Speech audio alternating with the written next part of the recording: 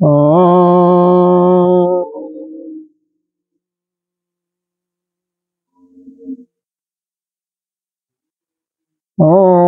सहनावतु सहनो भुनक्तु सह वीर्यं करवावहै तेजस्विनावधीतमस्तु मा विद्विषावहै। ॐ शान्तिः शान्तिः शान्तिः।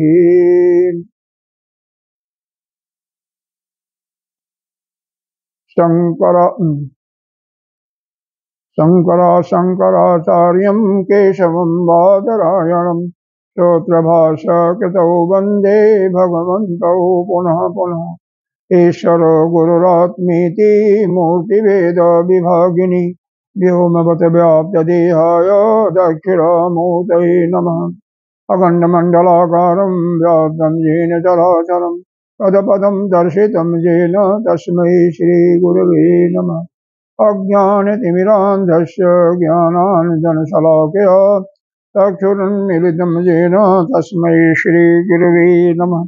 गुरुर्ब्रह्मा गुरुर्विष्णु गुरुर्देवो महेश्वर गुरुर्साक्षात् परं ब्रह्म तस्मै श्रीगुरवे नमः। त्वमेव माता च पिता त्वमेव बन्धो च सखा त्वमेव वेद्या च वीरं त्वमेव सर्वं मम देवदेव त्वमेव सर्वं मम देवदेव।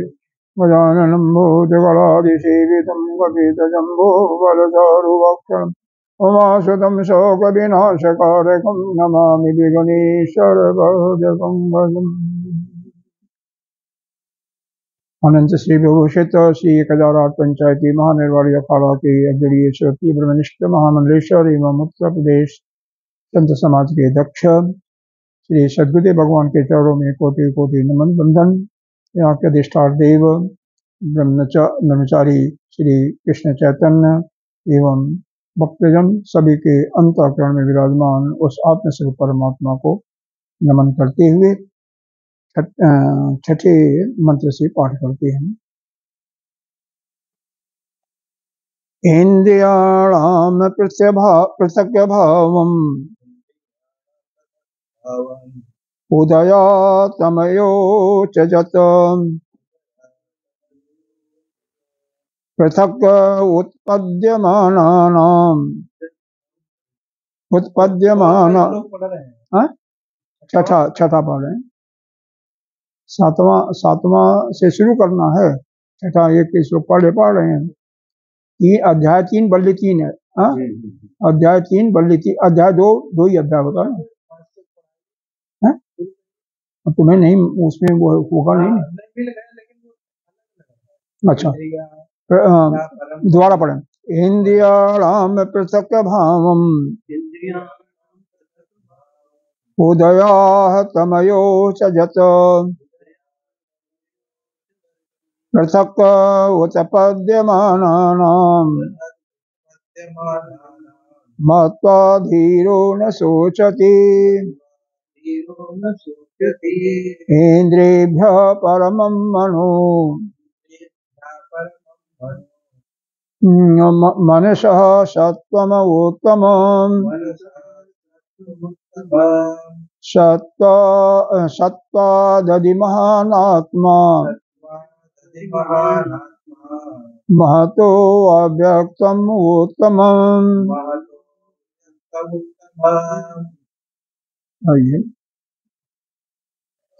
देखिए यहाँ पर श्रुति माँ क्या कहती हैं कि उस आत्म तत्व को किस प्रकार हम जाने, उसके लिए यहाँ पर कुछ विधि का वर्णन किया गया है। क्या विधि है कि पहले तो यह समझो कि शरीर तो पंच महाभूतों का बना हुआ है, वो तो शरीर तो अलग है ही है, लेकिन इंद्रियां भी पंचभूतों की बनी हुई हैं। लेकिन इंद्रियां, क्योंकि इंद्रियां के माध्यम से ही हम विषयों को ग्रहण करती हैं, तो इसलिए यहाँ पर इंद्रियों को भी अलग कैसे हैं उसके लिए इसका विचार किया गया। इंद्रियां जो हैं वह आत्मा से पृथक हैं, अलग हैं। पृथक भाव कारण क्या है? तो इसका कारण देते हैं कि यह इंद्रियां एक बार उदय होती हैं और एक बार अस्त होती हैं। च जत मतलब उदय कैसे होती हैं, अस्त कैसे होती हैं? जैसे बताते हैं कि जैसे आपको निद्रा लग जा, निद्रा में सो जाते हैं तो इंद्रियां क्या होती हैं? सभी ज्ञान इंद्रियां, कर्म इंद्रियां सो जाती हैं, अस्त हो जाती हैं, और पुनः जब उससे जगते हैं तो पुनः ये उदय हो जाती हैं। हाँ, इसी प्रकार से सपने में भी, क्योंकि इंद्रियां उस समय सोई होती हैं, सपने में भी इंद्रियां सोई होती हैं, लेकिन मन केवल जागता रहता है। तो मन एक काल्पनिक इंद्री दूसरी इंद्री बना करके अपना व्यवहार करता है, नाना प्रकार के मनुष्यों को बना लेता है, नाना प्रकार के जीव जानवर बना लेता है। जैसे कैसे होता है, जैसे पिक्चर देखा होगा, पिक्चर में एक वाइट कपड़ा होता है, उसी के ऊपर सारा दिखाया जाता है, तो उसी प्रकार से वो बना लेता है इंद्रियां। तो वह इंद्रियां भी जो है, जैसे सपन समाप्त होता है, इंद्रियां वो जो काल्पनिक बनी वो अस्त हो गई, और फिर जब स्वप्न कभी शुरू हुआ तो फिर उदय हो जाती हैं। हालांकि दोनों में डिफरेंस अलग है, लेकिन एक ही बात हो रहा है कि दोनों का उदय होना और अस्त होना। तो यह इंद्रियां जो हैं, चाहे मन बना रहा है या चाहे वैसे, यह एक बार उदय होती हैं और एक बार फिर अस्त हो जाती है। लेकिन आत्मा क्या है? आत्मा तो सनातनी चला आ रहा है, वो कभी उसके अंदर जरा मृत्यु की कोई बात ही नहीं है, उदय और अस्त होने की बात नहीं, वो तो हमेशा ही एक रस ही रहता है। और क्या दूसरी बात यह भी बताया गया है, यह पृथक उत्पन्न नाम, जो यह समझ लेता है कि यह इंद्रियां तो आत्मा के साथ नहीं पैदा हुई बल्कि अलग उत्पन्न होती हैं और पंचभूतों से बनी हुई है। धीरो मत्वा न सोचती, जो धीर पुरुष होता है यानी ज्ञानी पुरुष होता है, यह जान करके कभी शोक नहीं करता, यानी वह मोह शोक मोह से तर जाता है। फिर उसके बाद आगे संगति देती हैं भगवान। यहाँ पर थोड़ा सा यह भी जान लें कि यह कैसे शोक मोह से तरता है, इसका यहाँ पर विस्तृत भाष्यकार जी ने बहुत विस्तार में क्या वर्णन किया है कि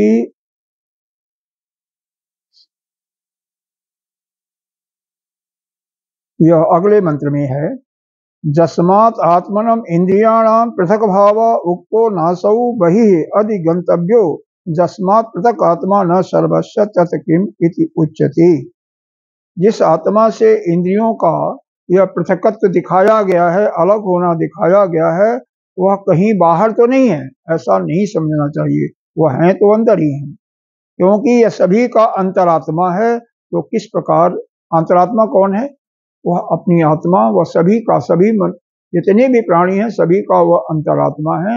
और यह इंद्रियां जो हैं तो बाहर जो हैं गोलक हैं, ऐसा समझना चाहिए, वह और अंदर हैं लेकिन उससे अलग हैं, आत्मा से बिल्कुल। इसी प्रकार तो कहते हैं किस प्रकार से, तो उसके लिए यह 7वें मंत्र में क्या बताया गया, यहाँ पर देखो। ऐसे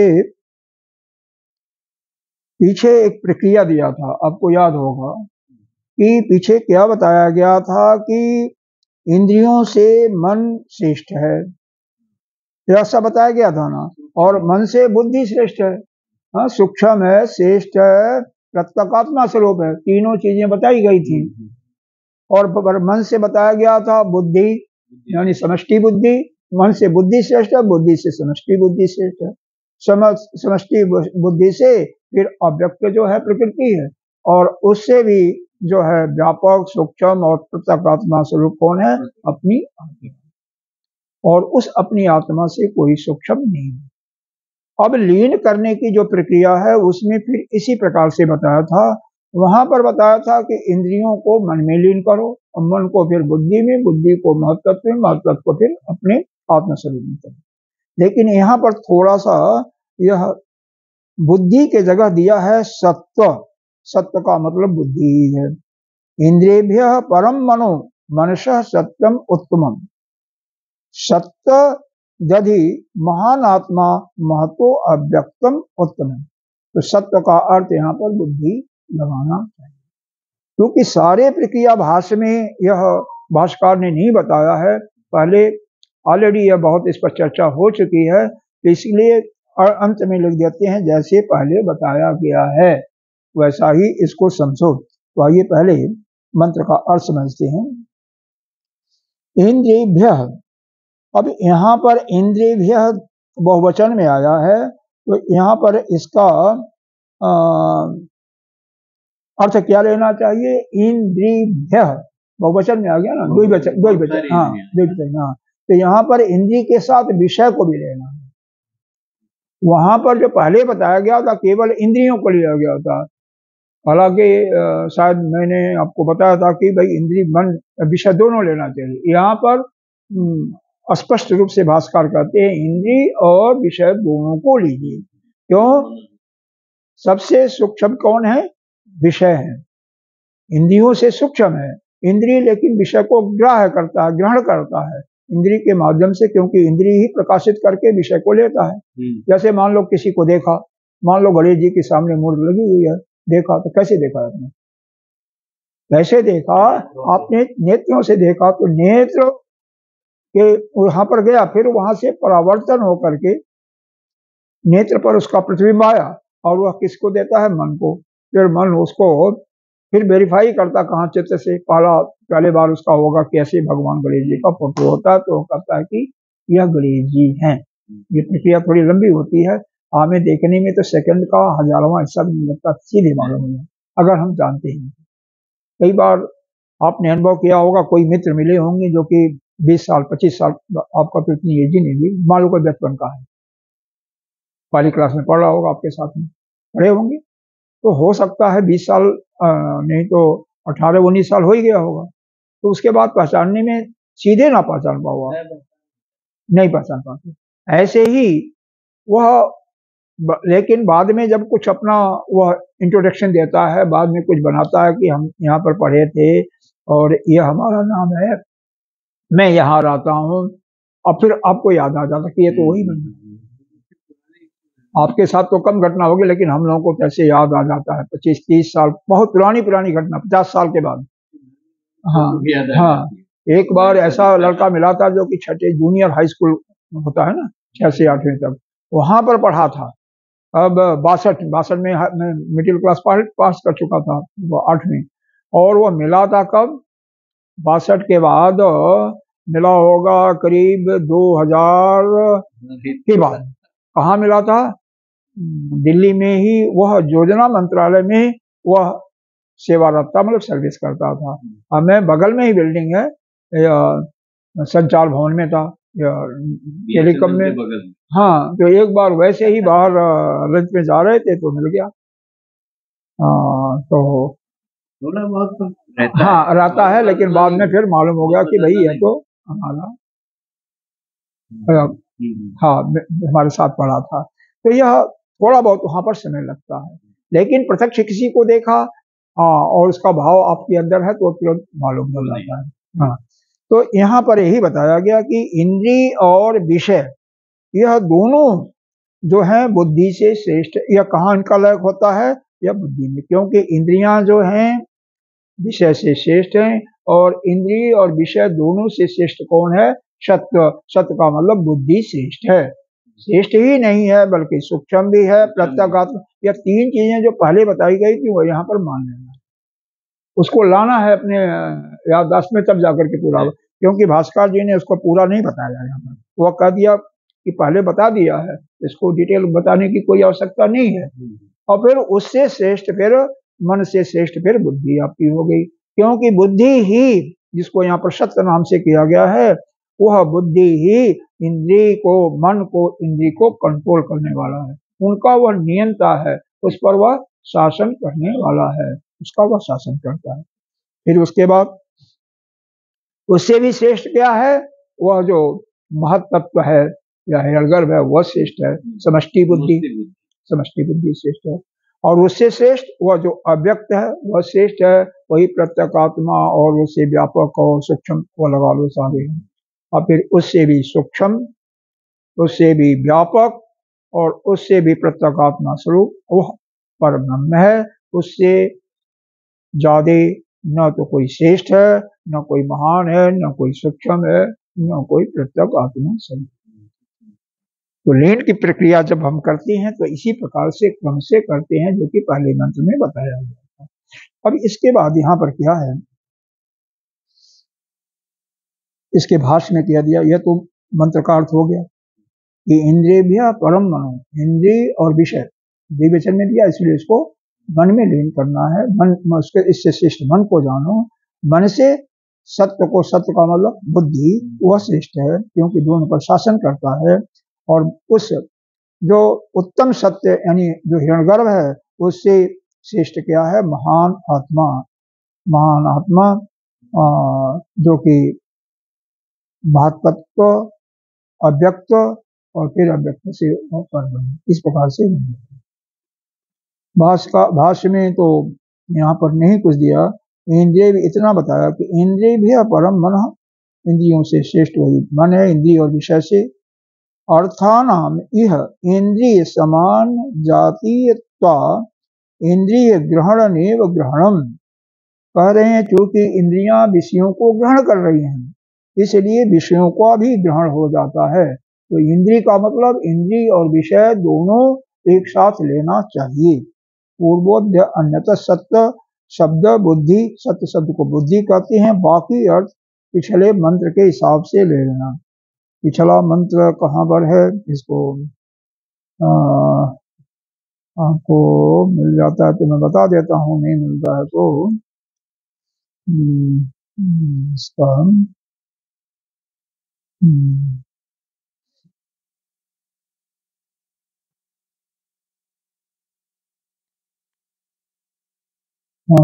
नम नारायण नारायण नारायण नारायण नारायण नारायण भजमन नारायण नारायण नारायण नारायण नारायण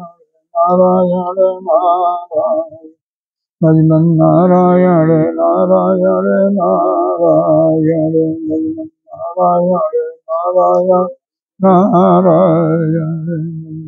नारायण नारायण नारायण भजमन नारायण नारायण नारायण भजमन नारायण नारायण नारायण भजमन नारायण नारायण नारायण। चलिए उसको जब मिलेगा तो आपको बता दूंगा, इतना समझ लें उसका, नहीं तो फिर खोजते ही रह जाएंगे हम। लीन प्रक्रिया कैसे लय करते हैं, लय की प्रक्रिया थोड़ा सा समझना आपको कि वहां और यहाँ में दोनों समानता है। इसीलिए भाष्कर महाराज ने कहा कि पूर्ववत अन्यत, जैसे पहले हम भाष्य किए गया था, आपको बताया गया था, वैसे ही हाँ यहाँ पर उदाहरण दिया हुआ है। एक पहले अध्याय का तीसरे खंड का, और यहाँ पर तो 10वां मंत्र भी मिल गया, 10वां मंत्र है, पहले अध्याय का तीसरे का 10वां मंत्र को आप लोगों को, हम लोगों को नहीं याद है ना, यहाँ पर भास्कर भगवान ने दे दिया। पहले लिखा है, देखो क्या दिया है, ये याद ठीक है, आप तो नहीं याद कर पाओगे। इंद्रिय भी परा, इंद्रिय भी 10वां मंत्र है, पहला अध्याय तीसरा खंड का तीसरे बल्ले का 10वां मंत्र। इंद्रिय भी परा ही अर्थो अर्थे व्यश्च परम मनः मनसः अस्तु परा बुद्धि बुद्धि आत्मा महान। कौन कौन है, इंद्रियों के अपेक्षा सूक्ष्म कौन है, परा ही अर्थो, अर्थ का मतलब यहाँ पर विषय से लगाया, जिसको वह ग्रहण कर रही है वही अर्थ है। तो इंद्रियों से सूक्ष्म व्यापक और प्रकटात्मा स्वरूप कौन है, यहाँ पर विषय को बताया। अर्थे भ्यस्य परम मन, और उस विषयों से ये भी सूक्ष्म महान यानी व्यापक और प्रत्यगात्मा स्वरूप मन है। मनसस्त परा बुद्धि, मन से भी श्रेष्ठ कौन है, बुद्धि है, व्यापक है, सूक्ष्म है, और बुद्धि से वह महान आत्मा यानी उसको बताया, महत्त्व को बताया, और उससे भी श्रेष्ठ वह अपना परम ब्रह्म है। तो इस प्रकार से यहाँ पर ये प्रक्रिया बताया था। और भाष्य में इसको इसी प्रकार से जैसे बताया गया उसी प्रकार से यहाँ पर एक चीज है कि मैं पढ़ देता हूँ एक लाइन। बुद्धि आत्मा सर्व प्राण बुद्धि नाम प्रत्यक आत्मभूत तत् आत्मा महान सर्वम महत्वादो। कैसे यहाँ पर मन जो है या बुद्धि कैसे श्रेष्ठ है विषय से, क्योंकि पहले तो यह बताया जाता है कि पांचों महाभूत बने, 5 महाभूत बने तो उनके विषय बन गए, और विषयों को ग्रहण करने के लिए उस परमात्मा ने एक एक इंद्रियों का निर्माण किया। जब उसकी इच्छा हुई कि हम सुनेंगे तो इंद्रिय बना दिया, श्रोत इंद्रिय। जब उसकी इच्छा हुई कि हमें देखना है तो आपका नेत्र रूपी इंद्रिय बना दिया। जब उसकी इच्छा हुई कि हमें चखना है, कुछ स्वाद लेना है, तो रसना इंद्रिय को बना दिया। उसकी इच्छा हुई कि हमें स्पर्श करना है, स्पर्श चाहिए, तो त्वक इंद्रिय बना दिया। उसकी इच्छा हुई कि हमें गंध लेना है तो क्या बना दिया, यह घ्राण इंद्रिय बना दिया। घ्राण इंद्रिय वही ना उसका, हाँ ठीक है। अच्छा, इस प्रकार से इंद्रियों की रचना किया। लेकिन अब यहाँ पर प्रश्न यह है कि सबसे पहले जब बना आपका क्या बना, विषय बना। जैसे ही पंचमहाभूत ने उसके बाद विषय बन गए, तो विषय सूक्ष्म हुआ, जो पहले बना वही सूक्ष्म हुआ, तो उससे मन कैसे सूक्ष्म हुआ। तो उसके लिए बताया कि यह जब जीव यहाँ से जाता है तो यह भूत सूक्ष्म को लेकर के जाता है। भूत सूक्ष्म जो अपंचीकृत होता है उसमें से थोड़ा थोड़ा अंश ले करके जाता है, और फिर जब जाता है वहां पर अपने सुख और दुख को भोगने के लिए तो उसको एक नया शरीर का धारण करना पड़ता है। वह इन्हीं के सारे से वह नया शरीर धारण करता है, और फिर जब वापस आता है तो वही जो भूत सूक्ष्म होता है उसी के कारण यह बुद्धि, मन, बुद्धि इत्यादि बने। इसलिए वह विषयों से पहले बने हैं और उससे सूक्ष्म होते चले गए हैं। यह बताने का यहाँ पर अर्थ यही था। प्राण भी, प्राण बुद्धि सभी कुछ इसको यहाँ पर इन्होंने सबको लेकर के बता दिया। अब आइए आगे हम जहाँ पर थे वहां पर आ जाते हैं। अब 8वें मंत्र में अव्यक्तात् परः पुरुषो परः पुरुषो व्यापको अलिंगः इव च जम ज्ञात्वा मुच्यते मुच्यते मुच्यते जन्तु अमृतत्वं च गच्छति।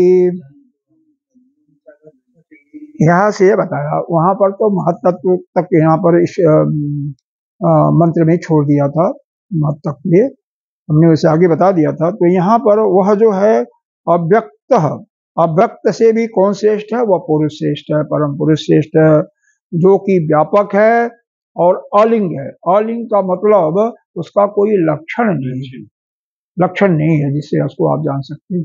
कैसे जानोगे उसके लिए भी आगे प्रक्रिया बताया गया है, लेकिन यह समझिए कि उसका कोई लक्षण नहीं है। वही जो निर्गुण निराकार बताया जा रहा है उसी समझिए बताया गया वहां पर कि न तो कोई अवय है उसके, और न तो कोई मन है, न बुद्धि है, कुछ भी नहीं है। इसीलिए तो निर्गुण बताया गया। बुद्धि नहीं है तभी निर्गुण बताया गया। निर्विकल्प इसीलिए बताया गया कि मन भी नहीं है। नित्य है, इसका मतलब जब मृत्यु से भी अलग है। तो कह रहे हैं जम ज्ञात्वा मुच्यते जन्म मृत्यु तत्वं स्वगच्छति। ऐसा जो उस परमात्मा को, उस परब्रह्म को अपने जो जान लेता है, या जो उसका जो भी कोई भी जो उसका अनुभव कर लेता है, तो वह इस जन्म मृत्यु के बंधन से मुक्त हो जाता है। जीते जी वह मुक्त हो जाता है, यानी उसका पुनः दूसरा जन्म नहीं होते।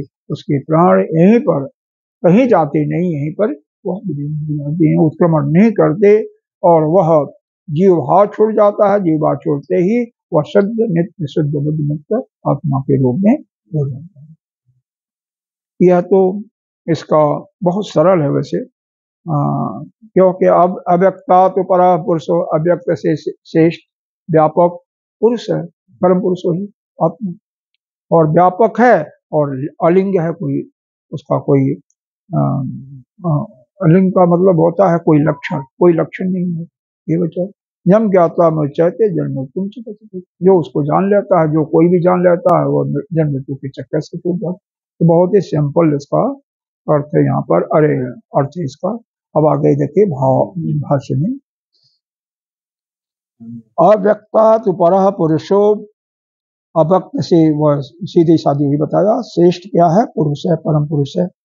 व्यापको, व्यापक है, व्यापकों का अर्थ यहाँ पर बताया, व्यापक स्यात् अपि आकाशादे सर्वस्य कारणत्वात्, तो संपूर्ण आकाश आदि संपूर्ण पदार्थों का कारण होने से सबसे व्यापक है। यहाँ पर इसको समझने के लिए समझें, सबसे, या पंच महाभूत हैं तो सबसे पीछे क्या बना, पृथ्वी बना। पृथ्वी का कारण क्या है, जल। इसका मतलब जल जो होगा पृथ्वी से व्यापक होगा, श्रेष्ठ होगा। और आप जानते हैं पूरी सृष्टि में, हमारे इस संसार में जो हमारी सृष्टि है मृत्युलोक की, इसमें 2/3 जल है, 1/3 केवल पृथ्वी है। जल से ही पृथ्वी उत्पन्न हुई थी। और जल से भी श्रेष्ठ क्या है, व्यापक क्या है, तेज अग्नि। अग्नि से व्यापक क्या है, वायु। वायु को तो जरा सा वायु छोड़ दीजिए, पूरा कमरा भर लेगी। और उससे भी श्रेष्ठ क्या है, उससे भी व्यापक क्या है, वह आकाश। और फिर आकाश से भी वही, हालांकि अव्यक्त आएगा सीधे परम पुरुष को ले लिया गया है, वह है व्यापक, वह है। तो आगे देखें, क्यों कि वही सभी चीजों का कारण है। ये पंच महाभूत कहाँ से बनते हैं, हिरण्यगर्भ से बनते हैं, और वो उससे व्यापक आपका अव्यक्त हुआ, अव्यक्त से परम पुरुष, सीधे व्यापक उसी को ले लिया, परम पुरुष को ले लिया। अलिंगो लिंगैते गम्यते जेन तल लिंगम बुद्ध्यादि तद विद्यमानो अस्य इति सो अयम लिंग एव। कह रहे हैं अलिंग है, क्योंकि जिसके द्वारा कोई वस्तु जानी जाती है वह बुद्धि आदि उसको लिंग कहती है। देखो, हमारी इंद्रियों के माध्यम से ही बुद्धि को ज्ञात होता है, किसी वस्तु का ज्ञान होता है। जैसे अभी अभी बताया गया कि यह नेत्र देखता है, उससे परावर्तित होकर के मन को दिया, मन बुद्धि को दिया, और बुद्धि उसका निर्णय लेती है। इसी प्रकार से हर एक इंद्रियों का ले लो, मान लो कर्ण से कोई शब्द सुना, और वह शब्द इंद्रिय के माध्यम से मन को मिला, मन बुद्धि को दिया, और बुद्धि फिर कहता है कि यह तो भजन है, यह बहुत सुंदर है, घटिया है, इत्यादि। जैसे यह तो थोड़ा सा बेशक आपको समझ में थोड़ा सा बाद में आए, लेकिन जो नित्य प्रति करते हैं ना, हमेशा रस खाते हैं ना, कोई भोजन करते हैं ना, तभी बताया गया ना कि भजन तभी स्मरण में आया, आपके चित्त में पड़ा रहता है ना। हाँ, कभी आपने सुना होगा तो बताया, कभी तो स्मरण में आ गया। हाँ, भजन ही नहीं, कुछ भी जो भी होगा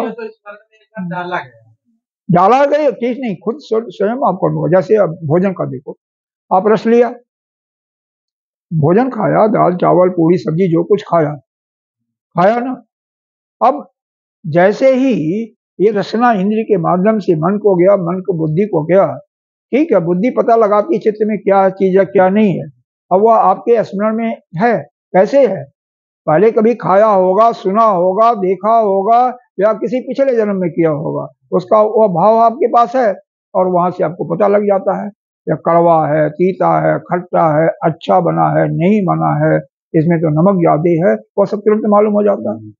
समय कुछ भी नहीं लगता, आपका रसना पर, इस इंद्री पर जाते ही आपको ज्ञात होता है यह कैसा है। अब मीठा है, मान लो भैया मीठा है, तो मीठा का स्वाद क्या बताओगे आप, वो वर्णन नहीं कर सकते हो। आपको अच्छा लग रहा है, ठीक है, क्योंकि 3 वृत्तियां होती हैं, किस तत्व में होती हैं, यह आनंद में, जो अपना कोश है, पंचकोशों में 3 वृत्तियां होती हैं। कौन कौन, प्रिय, मोद और प्रमोद। और प्रमोद, हाँ, तो गुरुदेव जो बताए हैं उनसे जो मैं सीखा वही तो बता रहा हूँ। मैं दूसरा, देखो हमारे पास और बुद्धि कहाँ से आएगी। और उसमें भी जो उन्होंने बताया है, कोई जरूरी नहीं है कि मैं सबको बता दूंगा, क्यों, जो उनसे हमारी बुद्धि ग्रहण की है और जितना हमारे आदर्श में, वही तो बताऊंगा। कोई जरूरी नहीं है, जैसे मान लीजिए मैं बता रहा हूँ आपको पूरा ठीक ठीक नकल, उसी प्रकार से दूसरे का कहा हुआ, बताया हुआ, शिक्षा दिया हुआ, हालांकि बारंबार हम लोग सुनते हैं गुरुदेव का जो कुछ ग्रहण होता है वह अपने, यह जो बुद्धि होती है जितनी प्रखर होती है उसके अनुसार ही वह उसके अनुसार बताया जाता है। तो वस्तु, मान लो भोजन करने बैठे हो, यह हुआ कि भोजन सुगंध अच्छा आ रहा, थाली यह आने वाला है, तो आपको प्रिय लगा कि अच्छा भोजन मिलेगा, यहाँ पर दावत है और अच्छी अच्छी चीज उसका गंध वगैरह है। जैसे आपके पास थाली आई तो आपका मोद हो गया, उसको मोद कहते हैं कि थाली आ गई, देखा और देखते ही उसका अच्छा है, बहुत अच्छा है। और जब आपके जिह्वा पर गया तो प्रमोद हो गया, क्योंकि उसका स्वाद आप वर्णन नहीं, बहुत बढ़िया है, जैसा भी है। घटिया होगा तो फिर नहीं होगा ना। ये सारी वृत्तियां हमारे अंदर ही होती हैं, जैसे जो भी होता है। इसका स्मरण कहाँ, पहले आपने कभी खीर खाया होगा ना, खीर खाया होगा इस जन्म में कभी, तो या सुना होगा या देखा होगा, तो वहां से ये मालूम हो जाता है, ये मुख्य चीज नहीं है। और जो आपने कभी देखा नहीं हो, जैसे कोई मान लो पहाड़ी फल है, नहीं देखा, पहाड़ में नहीं गए,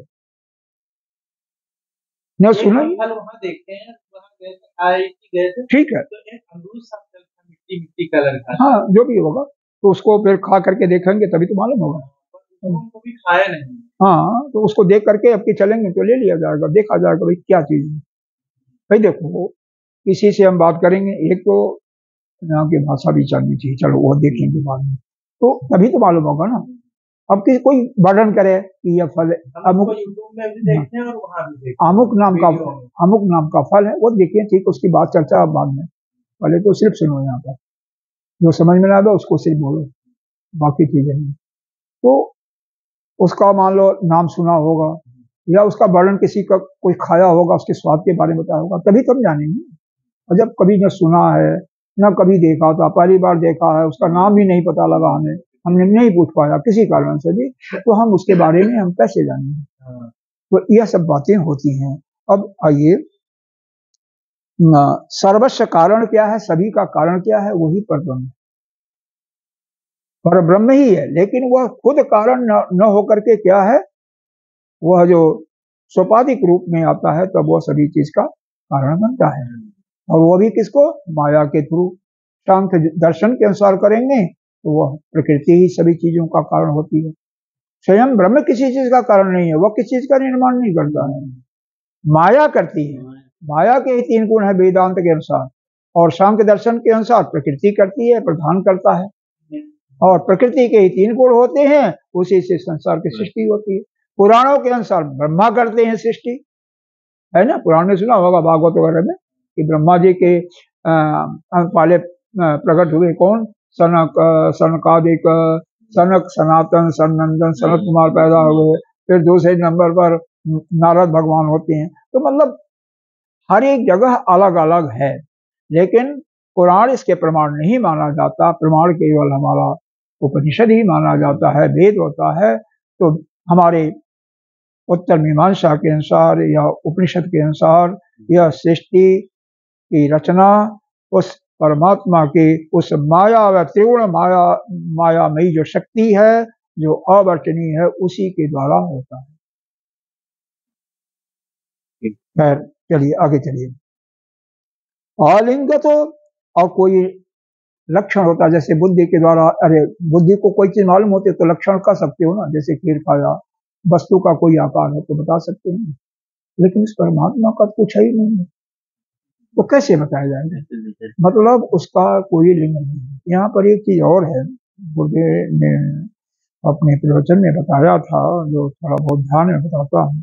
वैशेषिक दर्शन ने का यहाँ पर खंडन किया। वैशेषिक दर्शन क्या बताते हैं, वह जो आत्मा है वह बुद्धि, जन्म, मृत्यु इत्यादि से यह लक्षण उसके हैं। बाद में इसका निष्कर्ष देते हैं गुरुदेव भगवान की यह आत्मा के लिए नहीं कह करके इन्होंने जीवात्मा के लिए कहा, क्योंकि जीवात्मा में लक्षण मालूम होते हैं, उसमें तो होता नहीं होता है नहीं। तो उसका खंडन यह आनंद गिरी जी ने जो टीका लिखा हुआ है इस कठोपनिषद का, उसमें दिया हुआ है। उसमें बताया है कि नहीं, यह बिल्कुल नहीं है कि वह अपनी आत्मा जो है वह बुद्धि, जन्म, मृत्यु, जरा किसी से भी सबसे अलग है। यह जो जगत है, जीव है, उस पर केवल अध्यस्त है, उसके आश्रय में नहीं है। अगर आश्रय में होगा, उसके में आश्रित होता है, तो उसके अंदर भी यह गुण होने चाहिए, लेकिन वह नहीं है। वह आत्मा के अंदर तो कोई गुण ही नहीं है। तो यहाँ पर समवायी संबंध नहीं है। समवायी संबंध का मतलब जानते हैं, जैसे हमारा शरीर है, हमारे शरीर के अंदर ये भी सब अवयव है ना, ये समवायी संबंध जुड़ा हुआ है, और अलग अलग करने तो शरीर नष्ट हो जाएगा। लेकिन उस जो ब्रह्म है हमारा, उसके अंदर तो कोई स्वाभाविक कोई है ही नहीं, अवयव ही नहीं है, क्योंकि निर्विकार कहा गया ना, निर्विकार हो तत्वबोध में या आत्मबोध में कहा गया है, निर्विकार है, कोई विकार ही नहीं है, इसका मतलब कोई अवयव ही नहीं है वहां पर। लेकिन इसलिए समवायी संबंध वहां पर नहीं, वहां पर क्या है, काल्पनिक है। जीव और जगत यह सब उस आत्मा पर ही कल्पित है, या उस पर अध्यस्त कहिए, अध्यस्त का मतलब वो मिथ्यापना आ जाता है। अध्यस्त अधिष्ठान है, उस पर आश्रित नहीं है, उन दोनों का संबंध नहीं है। इसी चीज का खंडन किया है, क्योंकि बाद में गुरुदेव भगवान ने इसमें बताया था कि उन्होंने आत्मा के बजाय जो जीवात्मा है उसको लेकर के इसको आश्रित किया, इसी कारण से होगा। तभी हो सकता है क्योंकि जीवात्मा के ये सुख दुख भोगता है, उसी के बुद्धि के मात्रा से सब कुछ जानता है, लेकिन वह परमात्मा से बिल्कुल अलग है। तो आइए, बुद्धि आदि तत् विद्यमानम अश्चेत सो अयम लिंग, क्योंकि जो भी लिंग है जिसके लक्षण होते हैं बुद्धि इत्यादि के द्वारा जाता है, बुद्धि और उसके जो इंद्रियां इत्यादि के द्वारा जाता है। सर्व संसार धर्म वर्जितम इत्यादि, वह तो सभी इस संपूर्ण संसार के धर्मों से भी रहित है, ना तो धर्म अधर्म सबसे रहित है। इसीलिए ज्ञानी जो होता है, गुरुदेव भगवान ने कई बार बताया इस बात कि ज्ञानी जो पुरुष होता है धर्म अधर्म सबसे अलग है। क्यों? वह शुद्ध आत्मा है, शुद्ध आत्मा, उसके अंदर तो कुछ है ही नहीं। जम ज्ञात्वा, उसको जान करके कैसे जानोगे? आचार्यतः शास्त्रस्य मुच्यते जंतु जन अविद्या, केवल दो ही माध्यम है जानने के, क्या है? एक तो शास्त्र और दूसरा आचार। आचार भी कैसा होना चाहिए? तो जो कि जो आपको पढ़ा रहा उसको तो जानने वाला हो ना, यानी वह हाँ श्रेष्ठ होना चाहिए। वो को खुद ही नहीं समझेगा तो कैसे आपको बताएगा?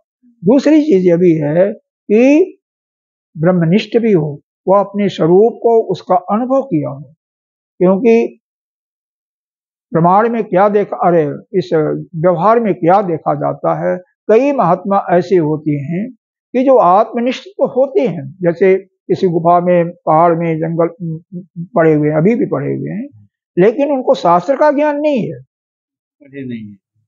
हाँ, शास्त्र का ज्ञान नहीं है, स्वरूप में स्थित तो हैं, तो हाँ, तो वो क्या बता सकते हैं आपको? ज्ञान नहीं दे सकते हैं, और वो तो अपने केवल अपने स्वरूप में बैठे हुए हैं। दूसरा, मान लो हम बहुत अच्छे जानकार हैं, लेकिन अपने अनुभव में नहीं देखा, उस आत्मा का दर्शन नहीं किया, तो भी हम ठीक रूप से नहीं बना सकते। कैसे?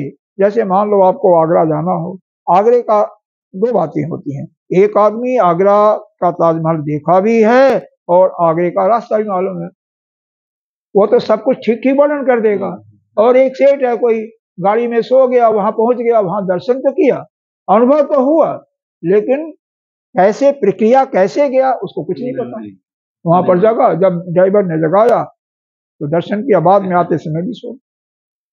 और कोई वहां तक तो गया, जैसे ड्राइवर वहां गया, गाड़ी खड़ा कर दिया, वो तो देखा नहीं, तो उसको रास्ते का तो वर्णन है, लेकिन वहां पर देखा नहीं, कुछ अनुभव नहीं हुआ, तो उसके बारे में क्या बताएगा? तो इसी प्रकार से जो श्रोत्री भी हो, शास्त्र का अच्छा ज्ञान भी रखता हो और अपने स्वरूप का भी अनुभव किया हो स्वरूप निश्चित, तो वही बता सकता है। तो ऐसे शास्त्र और आचार्य, शास्त्र भी चाहिए, ऐसे आचार्य चाहिए, और शास्त्र में बताया गया यही हमारे, ऐसा शास्त्र नहीं जिसमें गाने वाने होते हैं, जिसमें अच्छी होता है। जो हमारे उपनिषद हैं, ब्रह्मसूत्र है या श्रीमद् भगवत गीता है, इनको प्रस्थान त्रयी के नाम से जाना जाता है। तो इनके माध्यम से ही हम ज्ञान प्राप्त कर सकते हैं। और ऐसा जो प्राप्त कर लिया वह जीव अविद्या आदि हृदय ग्रंथि अभर्जनेव पतितेपि शरीरे अमृतत्वं च गच्छति। कह रहे हैं उसके जो हृदय की ग्रंथियां हैं, जिसने इसको समझ लिया, हृदय की कौन कौन ग्रंथि हैं, एक तो कर्तृत्व, एक भोक्तृत्व और एक ज्ञातृत्व, यह तीनों ग्रंथियां छिन्न भिन्न हो जाती हैं, नष्ट हो जाती हैं, और वह अमृत तत्व को जीते ही, शरीर रहते हुए ही प्राप्त कर लेता है। स गच्छति कहाँ जाता है, वह मुक्त हो जाता है। और सो लिंगम परो अव्यक्त, क्योंकि वह पुरुष फिर अलिंग है, और अव्यक्त पुरुष इति पूर्ण ही संबंध, और वह अव्यक्त से भी पर है। इस प्रकार इसका पहले वाक्य से संबंध बताते हैं। तो जो उस परमात्मा का अनुभव कर लेता है वह जन्म मृत्यु के चक्कर से छूट जाता है, फिर उसका दोबारा जन्म नहीं होता है। अब फिर प्रश्न आता है क्या, कथम तरही लिंगस्य दर्शनम, तो उसका लिंग नहीं है तो उस आत्मा का दर्शन कैसे संभव होगा, उस आत्मा का दर्शन कैसे होगा, इसको भी बताइए। कहते हैं ठीक है, अगला मंत्र सुनिए फिर बताते हैं। न संदृशे तिष्ठति रूपमस्य, न संदृशे तिष्ठति रूपमस्य, न चक्षुषा पश्यति कश्चन नैनम, कश्चन एनम होगा, कश्चन एनम, हाँ। हृदय मनीषा मनसा अभिक्लिप्तो, अभिक्लिप्तो अभिक्लिप्तो ज एतत् विदुः अमृता ते भवन्ति। एक बार दोबारा पढ़ लेते हैं इसको।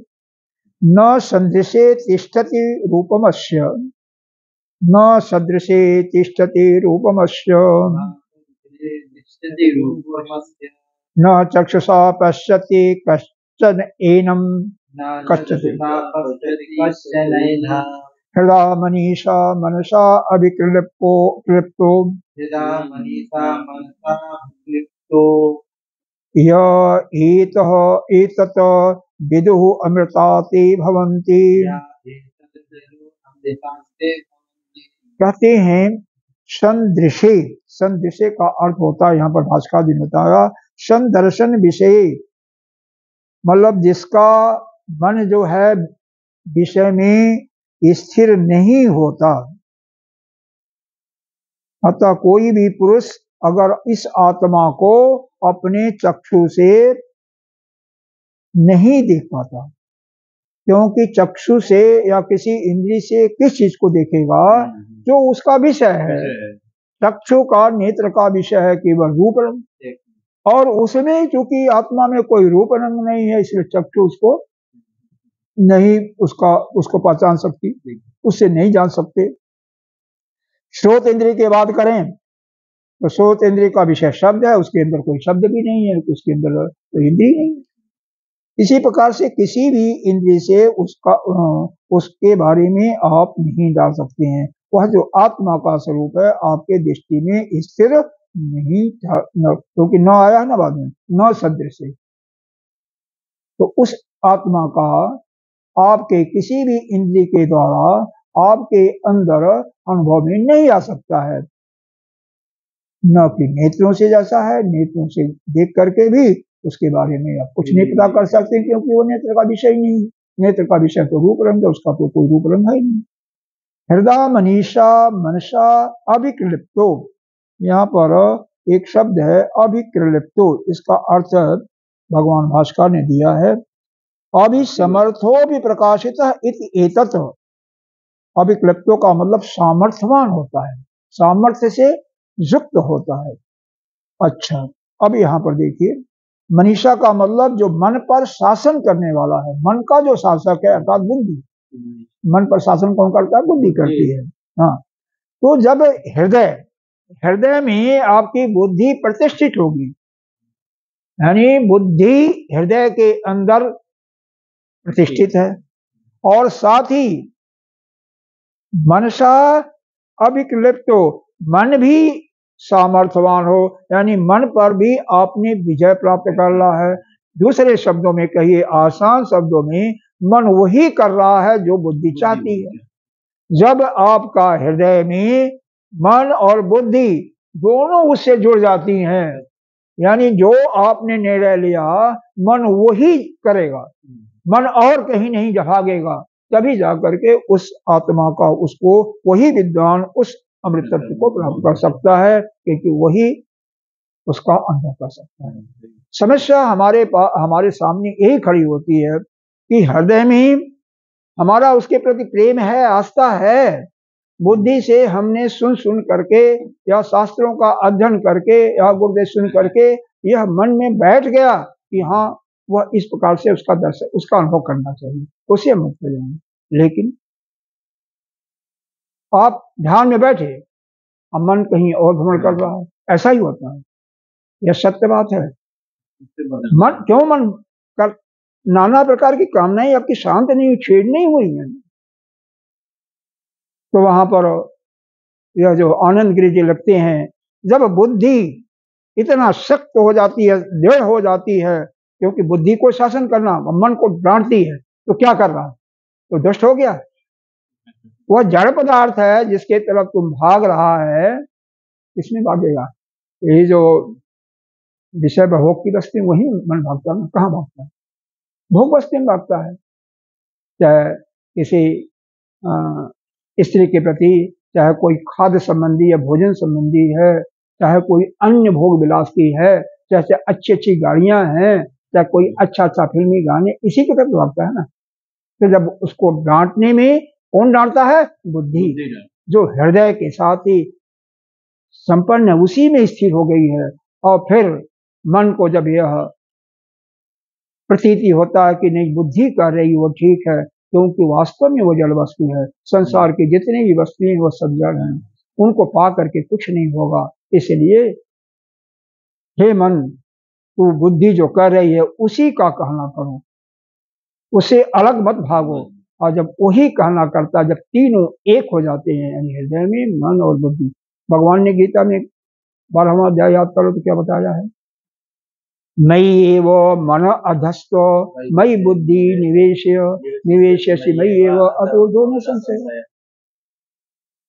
यहाँ पर तीसरी बात, तीसरे अध्याय का भी एक याद करो, कर्म इंद्रियाणि, जह कर्म इंद्रियाणि संजम्य मन से, मतलब कर्म इंद्रियां तो उसकी स्थिर हो गई हैं, कर्म इंद्रियों को तो उसने कर लिया है, लेकिन ये जो ज्ञानेन्द्रिय है, मन है, छठा श्लोक है शायद तीसरे अध्याय का